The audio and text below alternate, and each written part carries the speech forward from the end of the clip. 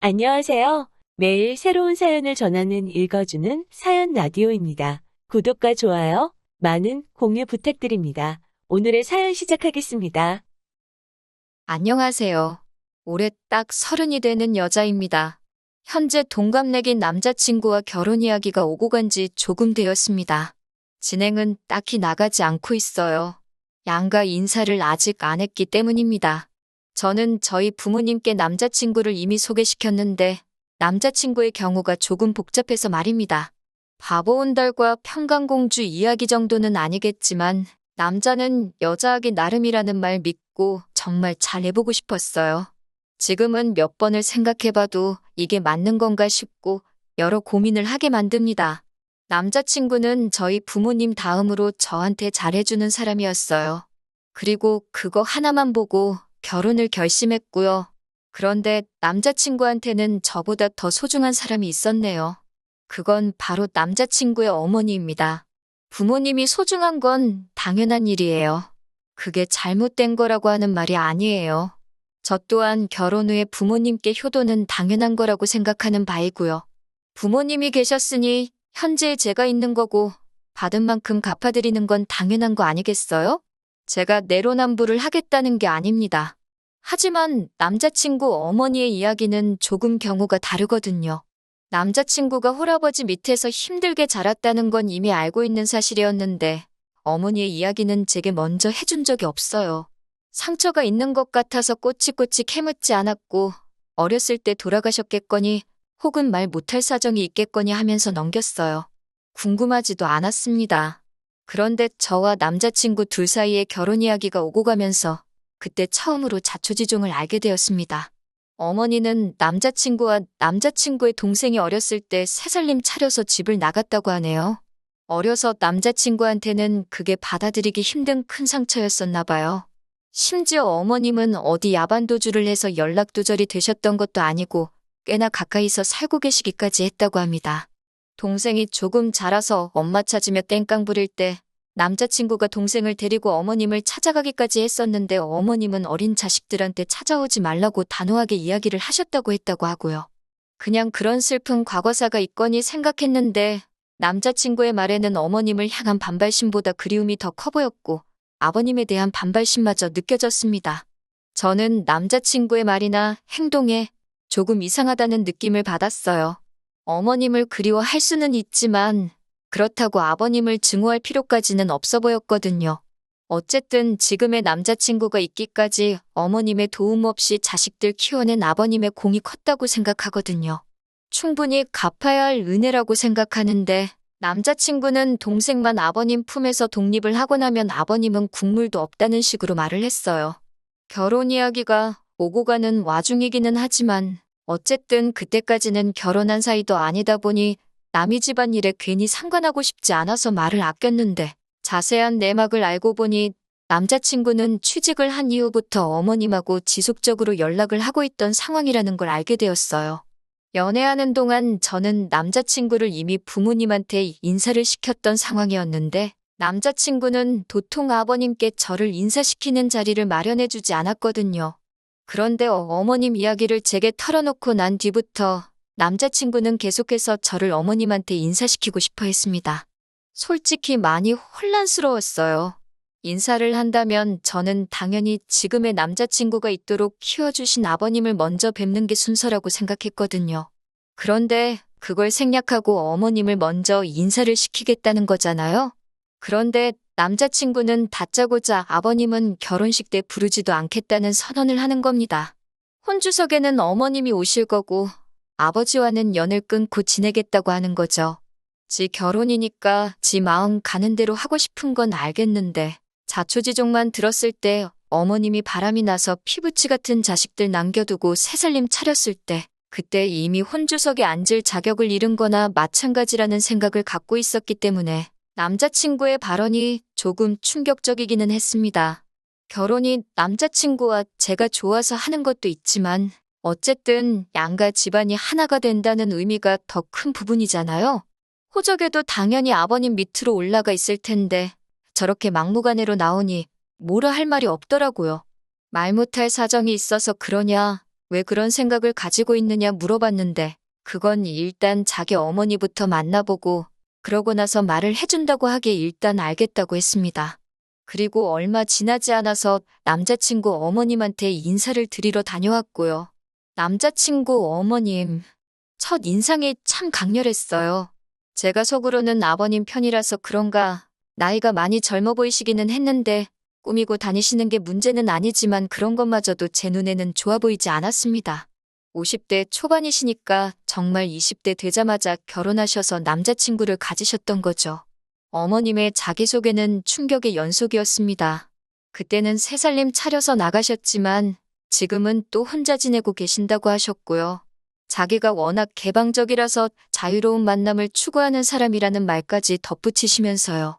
얼마 전까지는 남자친구 동생과 아버님이 계시는 곳, 같은 지역에서 터전을 잡고 살고 계셨는데 최근에 골프 치다가 알게 된 사람 따라서 서울 근처에서 올라와 계신다고 하셨습니다. 마침 집도 근처니까 며느리랑 이렇게 해서 셋이 자주 보면 되겠다고 하시면서 웃으시는데 솔직히 어머님이 저를 며느리라고 부를 자격이 있다고 생각하느냐 따지고 싶었지만 긴 말 하지 않았어요. 괜히 제가 분위기를 박살내고 싶지는 않았거든요. 졸지의 시아버지만 3명이 생겨버린 이 상황을 웃으면서 넘겨야 하는 건지 이건 아니지 않냐고 솔직하게 내 의견을 말해야 하는 건지 정신이 하도 없어서 표정 관리도 똑바로 못하고 있었습니다. 그런데 남자친구와 이미 이야기가 되어 있던 건지 제가 먼저 묻지도 않았는데 아버님과 헤어지게 된 과거 이야기를 하나씩 술술 풀어놓기 시작하셨어요. 그때는 어려서 아무것도 몰랐다. 남자친구 아버님한테 사기를 당한 거나 마찬가지다 하시면서 침몰하고 있는 배에 같이 타서 둘 다 인생 종치느니 나라도 잘 돼서 애들 챙겨줘야겠다 싶어 새살림 차려서 나간 거라고 하시고 막상 새살림을 차렸더니 그 집구석에서는 애들도 못 만나게 하더라. 내가 뭔 힘이 있겠냐. 일단 나라도 살고 봐야 훗날을 도모하지 않았겠냐. 그리고 이제라도 애들하고 잘 지내기 위해 그 집구석하고도 이별하고 나온 거라고 하시는데 솔직히 제 귀에는 그게 그냥 가져다 붙이는 변명거리로밖에 들리지 않고 그냥 그럴싸한 이유로 자기 합리화를 하고 있다는 생각밖에 들지 않았습니다. 어떤 상황이건 간에 핏덩이인 자식들 버리고 도망간 걸 설명할 수 없잖아요? 어떻게든 엄마 노릇을 하고 싶었는데 새살림 차린 집에서 못하게 막았으면 진작에 그 집구석을 나와서 혼자 지내시더라도 아버님과 이미 갈라섰다 하더라도 충분히 자식들과 교류하며 어느 정도 뒷바라지를 해주실 수 있던 것 아니겠어요? 그런데 그것 또한 새살림 차린 집구석에서 싫어해서 못했다는 걸로 대충 넘어가려고 하시니 한참 어린 제가 보기에도 그 모습이 좋게 보일 턱이 없었습니다. 지금 혼자 계신다는 말도 솔직히 자식들 때문에 그런 건지 아니면 재벌은 남 못 주고 밖으로 돌다가 쫓겨난 건지 아무도 모르는 이야기 아닌가요? 그런데 남자친구 취직하고 나서 연락을 해오셨던 걸 보면 제 생각에는 후자에 더 힘이 실리는 이야기 같은데 제가 아버님 대변인으로 나와서 시시비비를 가리려고 나온 자리도 아니고 그때는 어머니 사랑 못 받고 자란 남자친구가 어머니와 함께 있는 것만으로도 너무 좋아 보여서 최대한 크게 따지고 들지는 않으려고 꾹꾹 참고 있었어요. 그동안 못 받은 어머니의 사랑을 받고 싶은 건지 효자 노릇을 하고 싶은 건지 주문한 음식이 나왔는데 어머님 드시기 편하라고 돈가스를 드시기 편하게 조각조각 하나씩 썰어주고 있는 모습을 보니 안쓰럽기도 하고 화가 나기도 하고 참 오만 가지 감정이 교차하더군요. 30살 저희들한테 맛있는 거 사주신다고 데려간 곳이 집 근처 돈가스 집인 것도 조금 그렇긴 했는데 제가 계산을 하려고 했는데 기어코 당신이 계산하신다고 하신 걸 보면 어머님이 정말 상황이 좋지 않은데 어떻게든 잘 해보고 싶다는 진심이 느껴지기도 하고 그때까지는 조금 지켜보자는 생각이었어요. 식사가 끝나고 나서 어머님이 이대로 헤어지기는 아쉽다고 하시면서 당신 집에 가서 과일이라도 먹고 가라고 하시기에 따라갔습니다. 새로 만나시는 분이 있다고 해서 저는 또 새살림을 차리신 건가 싶었는데 그게 아니더라고요. 어머님은 서울에 따로 집을 가지고 계신 건 아닌 것 같았고 연립주택에 새들어 살고 계셨어요. 방 한 개에 거실, 주방, 욕실 다 따로 있기는 했는데 사이즈가 그렇게 크지는 않았습니다.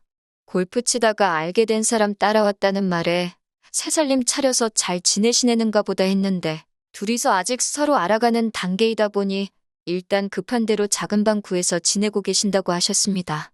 그리고 그 좁아터진 집에서 과일을 먹으면서 이런저런 이야기를 나누는데 어머님께서 시커먼 속내가 잔뜩 담긴 한마디를 하시더라고요. 이렇게 셋이서 있으니까 너무 좋으시다고. 식사 자리에서는 이렇게 셋이 자주 보자고 하시던 말이 이번에는 그냥 이렇게 셋이서 알콩달콩 살아도 좋겠다고 살짝 돌려서 말을 꺼내시더라고요. 누가 들어도 우리 결혼하면 방 한 칸 내달라고 같이 사는 게 어떤지 저를 떠보려고 꺼내신 말로밖에 들리지 않았어요. 남자친구는 어머님 속뜻을 알고 그러는 건지 모르고 그러는 건지 그러면 참 좋겠다고 동조하면서 해실해실 웃고만 있었고요. 집에 돌아오는 길에 저는 이미 느낌이 쎄해서 이 결혼을 해서는 안 되겠다는 생각이 들었습니다. 그래서 남자친구한테 솔직하게 대답해달라고 하고 단도직입적으로 물어봤어요. 혹시 너 지금 결혼하면 어머님 모시고 살고 싶어서 밑밥 가는 거냐고요. 그러니 남자친구는 그게 무슨 소리냐입니다. 어머니는 어머니 인생이 있고 우리는 우리 인생이 있는 거 아니겠냐고 선은 확실하게 긋더라고요. 어머니는 지금 만나는 분도 계시고 한데 왜 우리랑 사시겠냐고 하면서 오히려 그런 질문을 한 저한테 지금 무슨 생각을 하는 거냐고 화를 내더라고요. 그래서 솔직한 제 심정을 이야기해줬습니다. 내가 느끼기엔 어머님이 우리가 결혼하게 되면 같이 살고 싶어 하시는 것처럼 보였다. 오늘 내 반응을 봤다면 알겠지만 솔직히 너 키워주신 아버님 무시하고 어머님이 혼주석에 앉아 계시게 하는 것도 맞다고 생각하지 않고 오늘 자리가 여러모로 나한테는 불편한 자리였다. 이런 식으로 그간 속안에 담아두었던 이야기를 다 꺼냈지요. 취직 후부터 연락을 하고 지냈다고 하는데 그러면 이제 2년 정도밖에 안 된 거거든요. 같이 사는 것도 아니고 어머니가 새로 만나시는 분 알고 나서 여기 올라오신 지는 또 반년 정도밖에 안 된 건데 언제부터 그렇게 어머님을 잘 알았다고. 남자친구는 우리 엄마 그런 사람 아니라고 하면서 저보고 너무 나쁘게만 보지 말라고 하는 겁니다. 사실 아버님이 다 잘못한 거라고 어머님 편을 들면서 말이죠. 아버님이 애초에 어머니한테 잘했으면 어머니가 자기랑 동생 두고 새살림 차릴 필요도 없었던 거 아니냐. 자기가 지금 이 자리까지 오게 된 것 또한 아버님 덕이 아니라고. 다 자기가 잘해서 여기까지 온 거 아니겠냐고. 그러니 그건 자기가 잘했기에 다 자기 덕이지 아버님 덕이 아니라고 하는 말인 겁니다. 누가 들으면 태어나자마자 지 혼자 벌어서 공부하고 학원 다니고 대학 가고 그랬는 줄 알겠는데 그건 또 아니거든요. 대학 생활을 서울에서 자취생활하면서 학자금 대출도 없이 아르바이트도 안 하고 지냈는데 그걸 어떻게 자기 덕이라고 할 수 있나요? 제가 세상에 너보다 어려운 환경에서 이룰 거 못 이루고 하고 싶은 거 시작도 못 해보고 포기하는 사람들이 한두 사람이 아니라고 복 받은 줄 알고 아버님한테 잘하라고 한마디 했습니다. 그랬더니 갑자기 혼자 욱해서 네가 내 자라온 과정을 아냐 마냐 하면서 울분을 쏟아내더라고요. 근데 딱히 와닿지도 않는 게 솔직히 저도 부모님 밑에서 부족함 하나 없이 자라왔지만 저 또한 속에 담아둔 부분도 있고 불만 가졌던 부분도 있고 그 정도는 다들 한두 개씩 있는 게 아닌가 싶고 그냥 어리광에 투정 부리는 걸로밖에 안 들렸어요.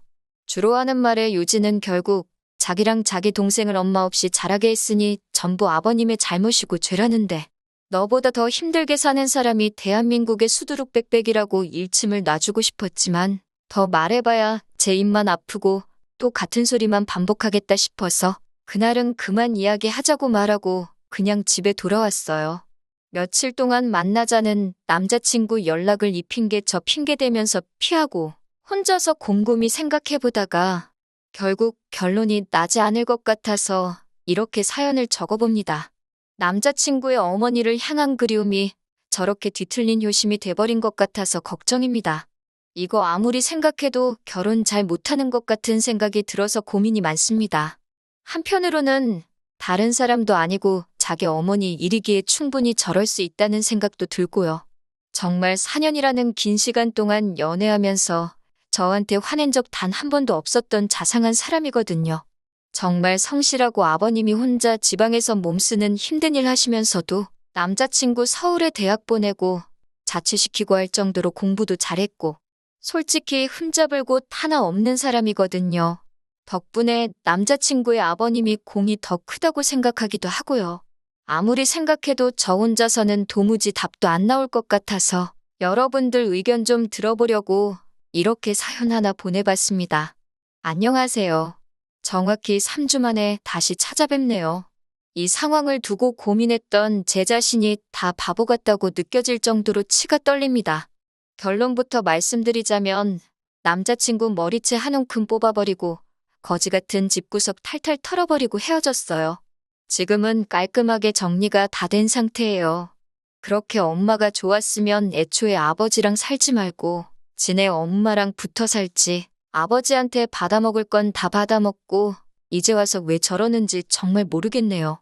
생각을 정리할 시간이 필요했기에 남자친구와 그동안은 되도록 만나지 않았습니다. 그런데 남자친구도 제가 별것도 아닌 이유를 말하면서 만나는 걸 피하니까 뭔가 눈치를 챘었나 봐요. 저한테 난데없이 아버님한테 인사드리러 가자고 하는 겁니다. 저랑 만나지 않았던 동안 어머님하고 무슨 일이 있었던 건지 심경의 변화가 있었던 건지 저는 몰랐죠. 제가 아버님 쪽에 편을 들기는 했지만 그건 어머님이 너무나도 말이 안 되는 상황이었기에 그랬던 거지 실제로 만나뵌 적은 한 번도 없었거든요. 그래서 아버님을 한 번 뵙고 싶기는 했어요. 아버님이 하시는 걸 보면 남자친구가 어떤 성격을 가지고 있는지, 왜 저러고 있는지, 아버님을 왜 저렇게 싫어하는 건지 어느 정도 남자친구의 상황을 이해를 할 수 있을 거라고 생각했거든요. 그래서 남자친구를 만나 출발했습니다. 그런데 경부고속도로에서 갑자기 수원으로 차가 빠지는 겁니다. 아버님 계시는 곳은 절대 아니죠. 수원 쪽에는 어머님이 계시는 곳이거든요. 뭐 하는 거지 싶었는데 차가 익숙한 길로 접어들더니 어머님 지내시는 집으로 가더군요.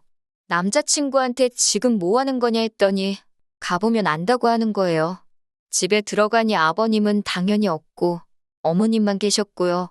남자친구한테 작은 목소리로 이게 뭐 하는 거냐고 한마디 했더니 기다리라고만 하는 겁니다. 어머님은 음식 준비에 한참이셨고요. 그 모습을 보니까 오만 가지 생각이 다 들었네요. 아버님이 이 집으로 오시기로 했나 싶기도 하고 어머님은 저희 보고 음식 좀 도와달라고 하시는 겁니다. 거실 한편에 교자상도 펴져 있고 준비하고 계시던 음식을 봐도 대충이 북어포니에서 있는 게 앞만 봐도 식사 때문에 준비하시는 건 아닌 것 같고 제사상이 아닌가 싶었습니다. 그런데 조금 혼란스러웠던 게 두 분이 이혼하신 거잖아요? 그러면 제사를 지낼 이유가 없지 않나 싶었어요. 어머님 쪽에서 남자 형제가 없어서 제사를 어머님이 가져오신 건가? 그런 생각까지 했습니다. 어머님 혼자 하기에는 음식이 많기도 했지만 저한테 사전에 아무런 말도 없이 음식 준비를 시키는 게 기분이 썩 좋지만은 않았어요. 그런데 어머님은 저보고 잘 보고 배우라고 하면서 앞으로는 다 제가 해야 할 일이라고 하시는 겁니다. 아직 결혼이 확정된 상황도 아닌데 솔직히 왜 저러시나 싶었어요. 그래도 아버님이 오신다니 별말 안 하고 준비하는 것부터 상 차리는 것까지 끝까지 도왔습니다. 저희 집도 제사를 지내기 때문에 제사 지내는 것 자체가 문제라고 생각해 본 적은 없었거든요. 준비가 다 끝나고 어머님이 어디에 전화를 하시니 얼마 안 있어서 문이 열리는 소리가 들리더라고요.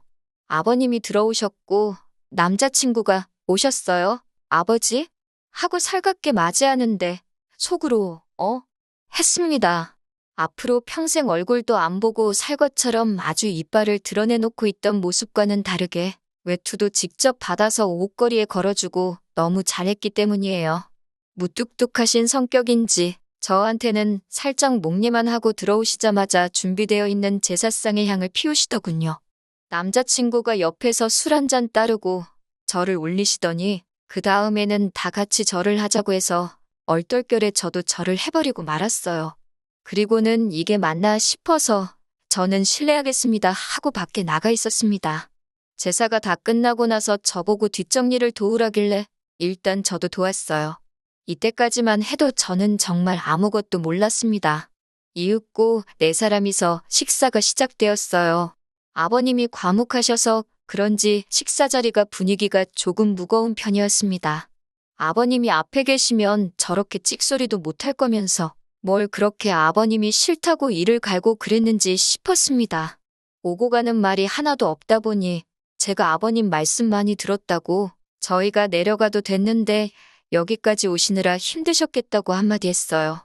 그랬더니 아버님이 조금 당황스러운 눈빛을 하시면서 어머님을 쳐다보시는 거예요. 그리고 이어진 설명에 정말 저는 두 손 두 발 다 들고 결혼은 물론이고 남자친구와의 관계를 정리해버리게 되었습니다. 온갖 근엄한 척을 다 하던 그 사람은 아버님이 아니었던 겁니다. 어머님 새인이라던 그 사람이었던 거예요. 이때는 이미 상황을 정리해보고 화를 참고 그런 수준의 문제가 아니었습니다. 열이 확 오르더라고요. 남자친구한테 대체 이게 무슨 상황인 거냐고 물으니 남자친구는 대수롭지 않게 뭐가 문제냐는 듯 아버지께 저를 인사시킨다고 하지 않았냐 하면서 당당하게 나오더군요. 저게 니네 엄마 새인이지 어떻게 아버지냐고 했더니 저보고 말 조심하라고 하더군요. 앞으로 지한테 아버지는 저 사람 한 분뿐이라나요. 어머님한테 3주 전만 해도 알아가는 단계라고 했는데 벌써 결혼까지 다 하신 거냐고 물어보니 그건 또 아니랍니다. 아직 그 남자 쪽에서 이혼을 하지 않았다고. 그 말을 들으니 화가 나는 걸 떠나서 어처구니가 없더군요. 그러면 저보고 지금 생판상관도 없는 사람 제사 준비를 시킨 거냐고, 그리고 앞으로 제가 하게 될 테니 배우라고 한 거냐고 따져 물었어요. 그러니 이번에는 어머님이 나서서 저한테 통사정을 하는 겁니다. 제가 잘 도와줘야 한다는 거예요. 자기가 그 남자분하고 잘 되려면 제사를 이어받아야 한다고요. 그러면 그분이 지금의 부인과 이혼을 하고 그리고 나서 자기와 결혼을 해줄 거라고 하는 겁니다. 그러면서 자기가 안정적으로 정착을 하려면 저랑 남자친구가 잘해야 한다는 거예요. 어머님의 새해인은 애초에 제가 남자친구랑 분위기가 안 좋아지기 시작할 때 몰래 외투 챙겨서 밖으로 슬금슬금 나가던데 알고 보니 자리를 피해준 게 아니고 분위기가 이상해지니까 아예 집으로 꽁지가 빠지도록 내빼버린 상황이었고요. 정말 토시 하나 틀리지 않고 어머님한테 지금 제정신으로 하시는 말이냐고 한마디 했습니다. 어머님이 잘 되기 위해서 지금 남의 집 귀신을 아직 결혼도 안 한 예비 며느리한테 떠넘기는 거냐고요. 제가 따따따 쏘아붙이며 어머님을 몰고 가니 남자친구가 저한테 버럭 소리를 지르더군요. 시어머니한테 말버릇이 그게 뭐냐고요. 그러면서 지금 이 상황이 전부 다 제 탓인데 저보고 그것도 하나 이해 못해주는 거냐고 적반하장으로 나오는 겁니다. 너네 집이 콩가루인 게 왜 내 탓이냐고, 어떻게 그걸 내 탓이라고 할 수 있느냐고 했어요. 그랬더니 남자친구가 이유라고 설명한다는 말이 제가 어머님하고 합가할 생각이 없다고, 그건 싫다고 했지 않느냐고 하는 겁니다. 그러니 어머님이 하루라도 빨리 새살림을 또 차려서 첩질하는 게 아니라 그 집 구석 안방마님이 돼야지 자기도 안심하고 저랑 결혼을 할 수 있다는 거예요. 아주 속된 말로 이 정도면 아주 연병을 넘어서 예술이 아닌가 싶더라고요. 그대로 남자친구 머리를 한 움큼 집어서 겨우 나랑 이 꼴 보자고 여태껏 키워준 아버지 은혜도 저버리고 자식들 버리고 집 나가버린 어머니를 택한 거냐고 고래고래 소리를 질렀습니다. 머리채를 잡힌 남자친구가 이리저리 흔들리다가 바닥에 철푸덕하고 쓰러졌는데 제 손에 남자친구 머리카락이 한 움큼 잡혀 있더라고요. 나자빠져 있는 남자친구를 봐도 성질이 안 풀리길래 어머님한테도 사람이 그러는 거 아니라고, 염치가 얼마나 없으면 자식들 앞에 다시 나타날 생각을 하시냐. 자식들로 모자라 멀쩡한 집안 파탄내고 예비 며느리 등골까지 빨아먹으면서 살고 싶냐고 염치 좀 찾고 살라고 했습니다. 남자친구와 연락 없이 지내던 3주 동안 저도 어느 정도 마음 정리가 끝나가던 상황인지라 그렇게 집안을 아주 뒤집어 놓고 나오는데 신기하리만치 아쉬움이 전혀 없었고 오히려 깔끔하게 다 털고 정리해버릴 수 있었다는 사실에 속이 다 후련하더군요. 평소였으면 연락이라도 몇 번 왔었을 텐데 그동안 아무런 연락도 없는 걸 보니 잘못을 뉘우친 건지 아니면 남은 인생 이제 엄마한테 등골 쪽쪽 빨리면서 살기로 결심한 건지 저한테 아무런 연락이 없네요. 차라리 잘 된 것 같아요. 4년 연애한 시간이 허송세월로 느껴질 만큼 허무하지만 오히려 제가 정리 못하고 이 관계를 질질 끌고 갔다면 아마 저도 화병 때문에 제명에 못 살았을 겁니다. 더 더러운 꼴 보기 전에 빠른 결심을 한 게 잘했다 싶어요. 한편으로는 제가 그동안 엄청 착하게 살아왔나 싶기도 하고 어머님한테 고마운 부분도 있기도 해요. 괜히 저랑 남자친구가 결혼하고 나서 남자친구 앞에 나타났다면 그건 그거대로 더 큰일이었을 테니까요. 깔끔하게 결혼 이야기 오고 가기도 전에 정리할 수 있는 계기를 주셔서 말입니다. 어떻게 보면 지옥 불구덩이에 발을 담그기 전에 하늘이 제게 기회를 주신 게 아닌가 하는 생각마저 들어요. 이런 기회를 주신 것에 대해 항상 감사하며 앞으로도 항상 착한 일만 하면서 살아야겠습니다. 긴 이야기 들어주셔서 감사합니다. 오늘의 사연은 여기까지입니다. 구독과 좋아요, 알람 설정해주시면 앞으로 더 좋은 사연으로 찾아오겠습니다. 감사합니다.